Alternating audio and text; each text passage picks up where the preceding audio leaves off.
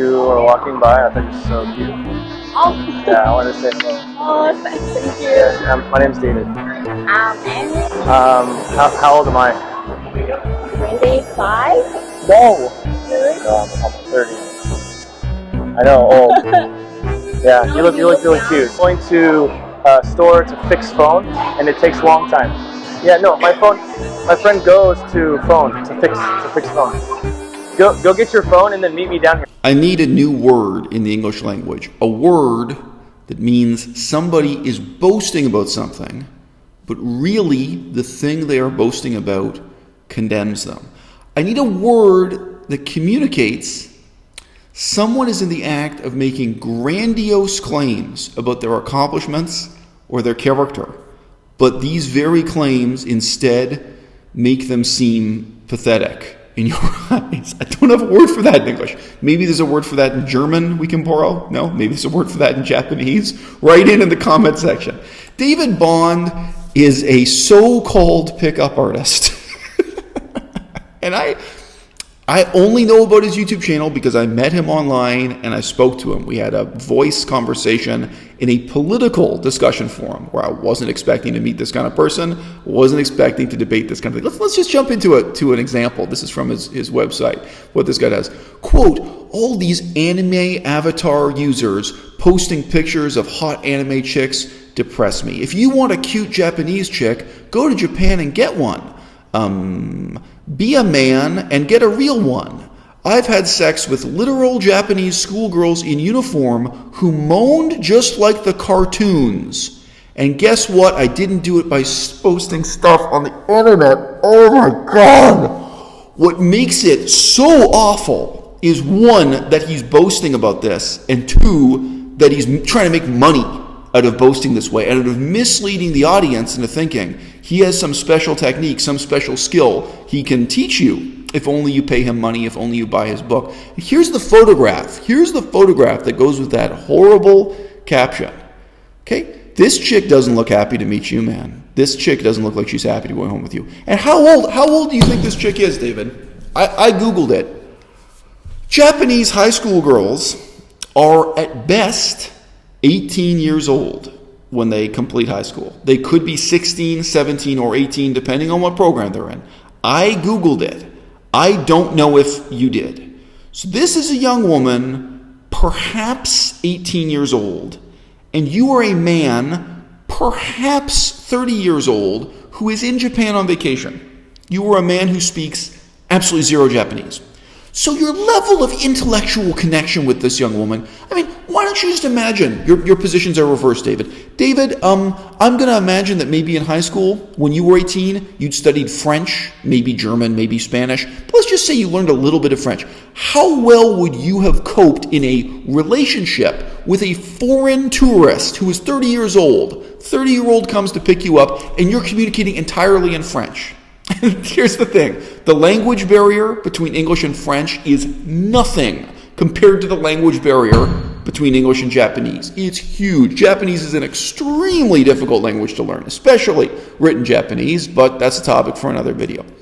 And you're proud of this. You put up this photograph and you're boasting. If this photograph existed of me, I would be so ashamed of myself, and I would be in such a hurry to explain. I'd want to say, no. It was just raining, and I was just helping her out with my umbrella.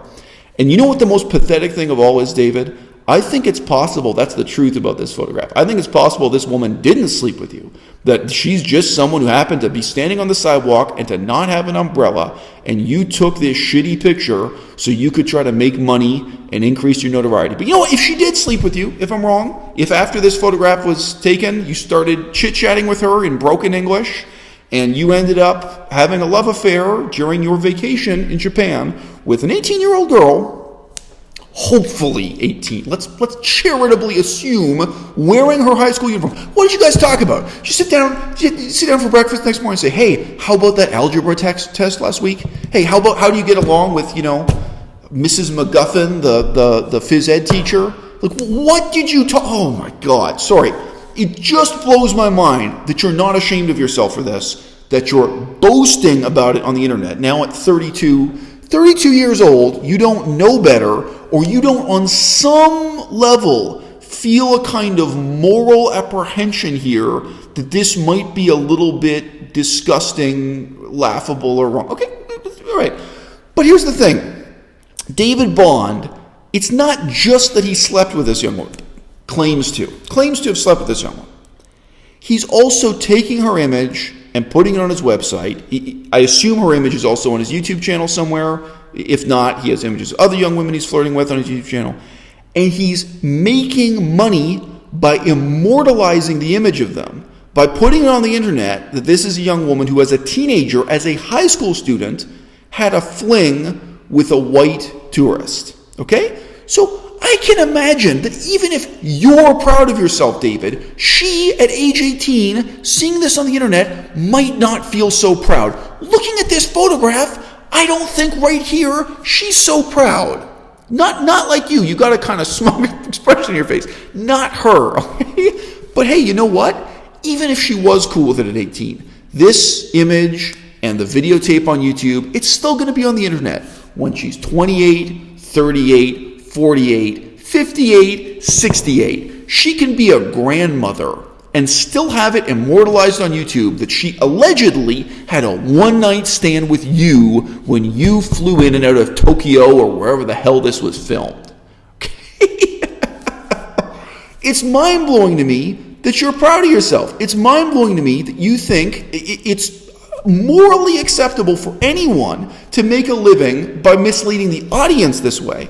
I'm not even saying you're misleading the young women you sleep with this way.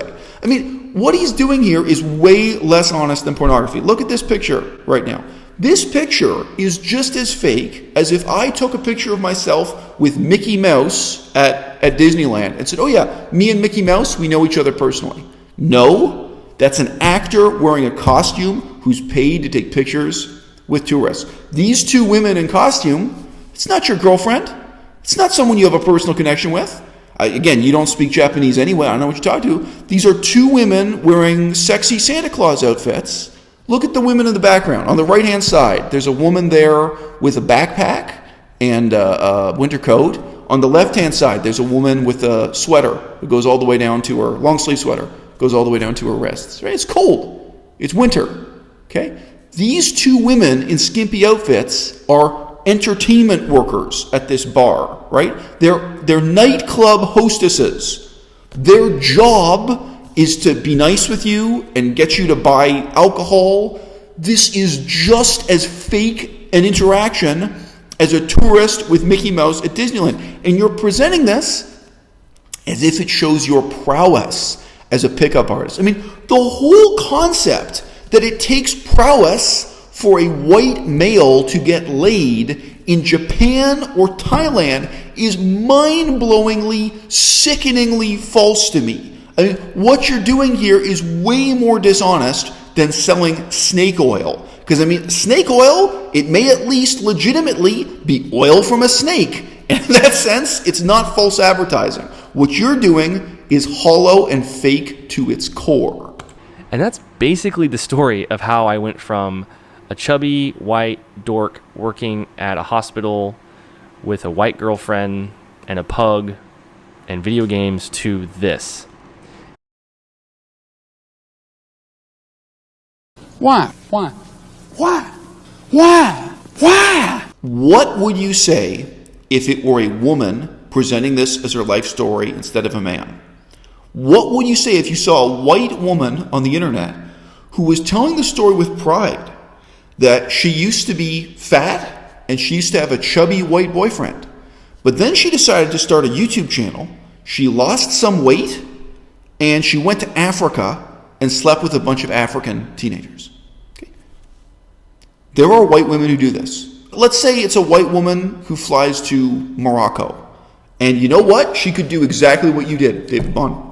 She could be a woman whose sense of self-worth and value in her life is totally hung up on, 1, her physical appearance, 2, the man she happens to be sleeping with. I mean, for me, that transition, that reveal, where you say, oh, this was my life before. I used to work in a hospital. Boy, working in a hospital sounds terrible. How meaningless. save people's lives. You could do all kinds of morally good things. Could be a really inspirational job working in a hospital. But no, your life was terrible before when you were working in a hospital and you had a chubby white girlfriend.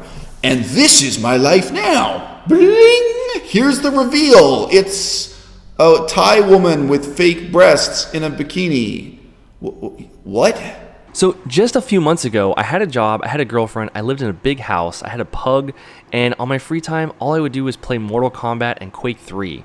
And now I was traveling the entire country, spending every single night picking up girls with a dating coach, with a microphone on me, being filmed, and I mean, this became this wild snowball of craziness. I went to Japan, and I spent basically 2 months every single day picking up girls all day long.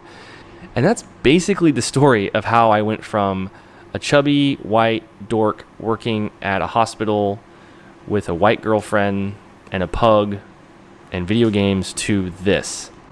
It all started with a single YouTube video. Dude, if the before and after about how your life were transformed went from your life before and here's an expensive car I own, people be like, whoa, man, what's wrong with you? Why do you measure your self-worth? Like, why is this what the meaning of your life is? This car? Like, come on, like this can't be that big a deal. And if this were a woman who did the before and after, like you did, bling, now this is my life. And she showed a picture, even of the man she was married to. Like, think about how pathetic that would be. Think about how negatively that would reflect on this woman. Like, whoa, this is a woman who thinks of herself as nothing but her body in terms of weight loss and who it is she's hooking up with. And that's both the myth and the reality of what you're presenting on the internet, David. So look, I had a chance to talk to David Bond, more or less one-on-one, on the internet. It's complete coincidence at a conversations guy. And I said to him, look, you know what? I used to live in Thailand. Okay, I lived there for a couple of years. I spoke the language to a limited extent. Women tried to initiate sex with me every day. And by that I mean every day like I went outside the house. So I mean, realistically, I never went to a nightclub. I never went to a bar. I never went to the places you pick up women. I went to the library. I went to the museums and stuff. But like, I'd say never would a whole week go by without a woman trying to initiate sex with me when I was making no effort at all to initiate sex with them. So I mean, I wouldn't say every day just because of the life I led. I'd go to the gym, I'd go to the library. I lived in a pretty tight circuit when I was in Thailand and Laos.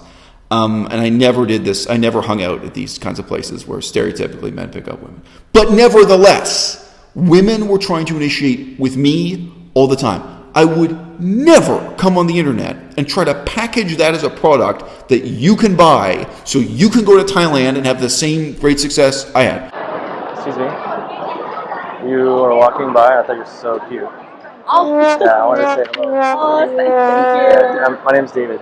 Every single one of those women who tried to initiate with me, every single one I said no to. Every single one I declined. And you know why? Fundamentally, it's because I was leading a really meaningful life. Okay, I'll say more about that in a second. But that's also the underlying reason why it's shameful for you to boast this way. And why I think if you just do it as a thought exercise, you realize it's shameful. What if this were instead a white woman, whether flying to Asia or flying to Africa, and then boasting about doing the same things you do? I mean, maybe it'll be a little bit more clear for you that it's shameful when a woman does this. And by the same token, it's shameful for you too. I think the underlying reason why it's shameful is just the sense that you ought to have more substance than this. You ought to be leading a more meaningful life. And I asked you straight to your face, David, well, look, you've been going back and forth to Thailand over all these years. Did you even notice that during these years, an elected government was replaced by a military dictatorship? And then the military dictatorship stage managed these new elections? You know, I asked him some questions about this. He was really interested. He had never even heard of this. He had never read a newspaper even once. And he has a Thai girlfriend. He knows absolutely nothing about the political history or current reality in Thailand. Okay? Now, his Thai girlfriend speaks broken English. That's, again, a huge part of what makes this so dehumanizing and screwed up, is that the level, I mean, if it weren't depressing enough to have a relationship with that kind of age gap, like 30-year-old man getting with a girl who's still in high school, When you add the language gap to the age gap, it's really sickening here. Look, man, what does it mean to lead a meaningful life? I was reminded of this after watching your videos and after talking to you. This memory, I had forgotten this. I was in Yunnan, China, years ago. And at that time, I just sat down at the table and I'd gotten my books out and started working on the language, history, and politics I was studying. And I'd been through a really rough couple of weeks where I really had no time to study and I didn't have a stable apartment or home. I'd just gotten set up with a temporary apartment. I would only be in it for a couple of weeks. But I with relish, I was sitting down and hitting the books and starting to study the stuff I wanted to study at this moment. I was in a restaurant and a beautiful woman sits down across from me. I didn't even see her sit down. She sits down and starts talking to me. She's French. She was a white woman from France with red hair. Now, again, I was literally looking at my books. I didn't even realize really how good looking she was until she stood up and walked away from the table. And, I'm doing my work and she starts talking to me. She's a tourist and this is her pitch. She says, hey, I know you're a scholar. I know you work on this history and these languages. I know you know a lot about the history of this region. You have some ability in the languages. You know a lot about Buddhism. She said, she's a tourist. She's here. She wants to visit these Buddhist temples. She wants to go to these archaeological sites. And, she found out about me. There aren't that many interesting people living in this town. And, her hotel room is just down the way. And why don't we get to know each other? And maybe we can spend a week together going from Buddhist temple to Buddhist temple, archaeological site to archaeological site. Now, I have to emphasize here, she was French, and she was a single white woman on vacation. In the pitch she made to me, it was completely explicit that she was offering to initiate a sexual relationship. And this would obviously be a short-term sexual relationship, probably not a one-night stand, probably 7 days or 10 days, or whatever it would be. And, I sat there and I thought about it. It was 5 seconds or 10 seconds. And I said to her, this was true, but it wasn't the whole truth. I said to her, right now I'm sitting down with these books. This is the first time I've really been able to get back to my studies, get back to my research after a couple of weeks living out of different hotels, living out of a backpack. I've just kind of been running around, having no stability in my life. Right now, what I'm really motivated to do is get back to this research, language, history, politics. This is really what my life is about. So I'm sorry, I'm not going to do it with you. As I say, I didn't realize just how good-looking a woman she was. And, of course, today I understand French culture better now than I did then. She had probably never been rejected in her life. She stood up, and before she stood up, she was devastated. I mean, it was rejection, and a lot of people don't deal well with rejection. But I think, she knew that she had communicated to me very clearly that she was offering to sleep with me. Straight up, first conversation we've ever had. And she lives in a culture in France where men are very aggressive and very flirtatious, even when there's no possibility of sex. I really dislike that about French culture. Like, as a man, especially within a certain age range, you're expected, even when you're buying groceries, to flirt with the girl who's selling you the groceries. Like, there's a high expectation that men are going to flirt and are going to create the illusory possibility of sleeping with someone all the time in French culture. And here I was, she was straight up offering to get into bed with me under these ridiculous circumstances. And here I was, rejecting her and shutting her down. Now, the reason I gave her was true. The other reason is, I'm looking at that and I'm thinking, well, what kind of meaningful relationship am I going to have with this person? They're basically just looking to kind of use me during their vacation. It's true, I knew a lot about the history and politics. I could probably give her a very interesting walking tour of some of those Buddhist temples and explain what the iconography means and explain the history. I know the kind of role she's looking for me to play. And that may be meaningful and inspirational for her, but it's not for me. That's going to be a very asymmetrical, very unequal relationship. And after 1 week, it's gone. And so she didn't quite break down weeping openly. But she was really emotionally impacted by this, even though I'd said kind of nothing mean. And then, she kind of calmed down. She just silently sat there. And then she stood up and and slowly walked away. That's a remarkable and memorable moment in my life. But I'd totally forgotten about it until I had this conversation with Mr. Bond, with this pickup artist. In a sense, that's an extreme and overt example of what was happening on a really fast, covert way when I was rejecting other women in Thailand. Most of these women, David Bond boasts of picking up in his videos. Like, he's proud that he met some random Thai chick at a shopping mall and that he manages to take her home and have sex with her. That woman, I would not have slept with her if she paid me. I mean, if you have something meaningful in your life, if your life is more valuable than just your body, if there's something you're doing with your time that's really rewarding, it's not that you play hard to get. It's that you genuinely are hard to get. Because your time is worth something. What you do with your brain and your body is worth something, at least to you, probably to other people. And people are going to pursue you anyway, because they're aware that what you have to offer is not just sex, it's a meaningful relationship. And meaningful relationships, bottom line, are a lot harder to get than this kind of fantasy that's peddled for money by David Bond. Da, da, da, da, da.